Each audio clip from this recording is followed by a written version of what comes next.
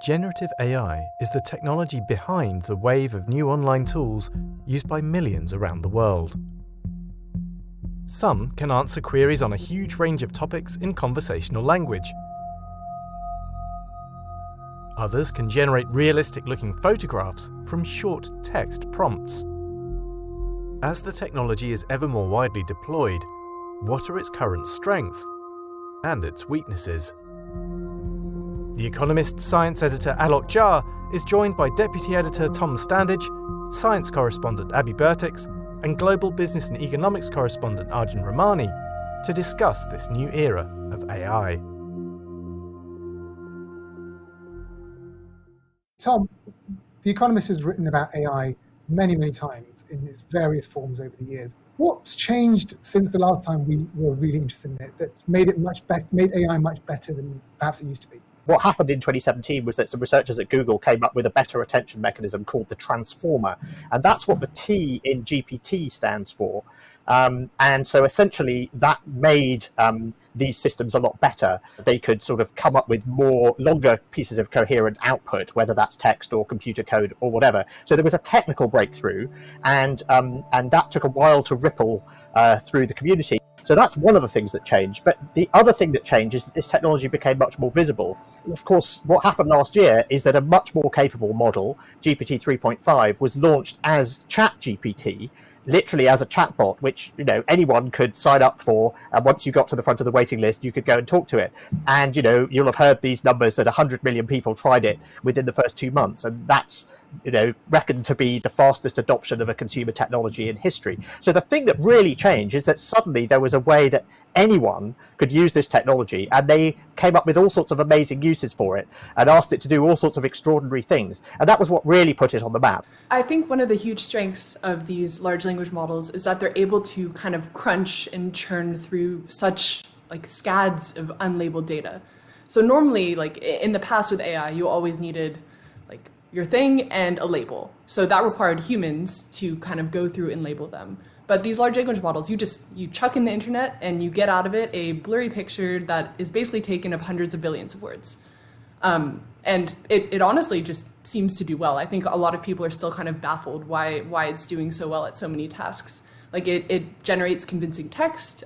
It's very good at pattern matching. Style transfer is one of the other things.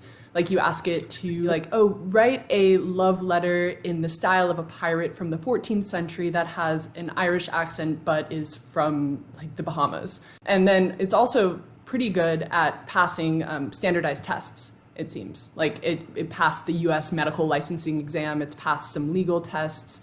Basically very good at kind of text things. At the moment, I think one of the big opportunities is writing code. The great thing about writing code with these systems, and I do still write some code, is that if the code is slightly wrong, you find out straight away because either the interpreter or the compiler chokes on it, or the output of the code isn't quite what you were expecting. So you have this very tight feedback loop.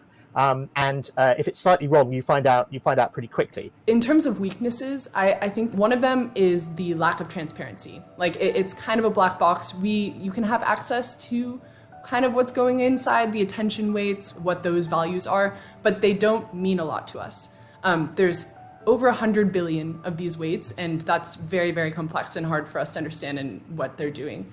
And so, I think the main weakness is that it's such a complex system and we don't really understand it fully. If your job is to find out new facts, that's actually not something that these systems are really in a good position to do. And I was talking to people within the Foreign Office, the British government, the other day, and also they were saying, what's the impact of this? And I was saying, look, our job, whether we work in government or the intelligence services or journalism, is to find new facts. And they've got to be right.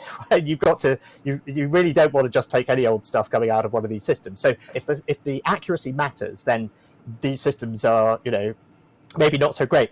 The reliability of the models need to be improved, I think, before they start automating huge amounts of processes and businesses. But I mean, there's a huge amount of economic activity, I think, that'll get affected by this. I mean, the paper put out by some economists at OpenAI that said that around 20% of the U.S. workforce could have around 50% of their tasks affected by generative AI in the next few years, right? So a lot of tasks that we do on a day-to-day basis could be helped by these models over the long term. But there's some interesting research in the economics of innovation that talks about how if you want to get what we called an intelligence explosion, or if you want to get exponentially increasing rates of economic growth in any given domain, you need to automate the entire process. If you've only automated 90% of it or 99% of it, that doesn't get you nearly the same effect, because the slowest part of the process, which is maybe probably the human, acts as what's called a rate determining step. So we'll end up slowing things down. So I think that's probably what is likely to happen in my mind, where we use AIs to help us with research, which frankly we are already doing, but it still is not able to get 100% of the way there. So ultimately the pace of progress continues as it has been.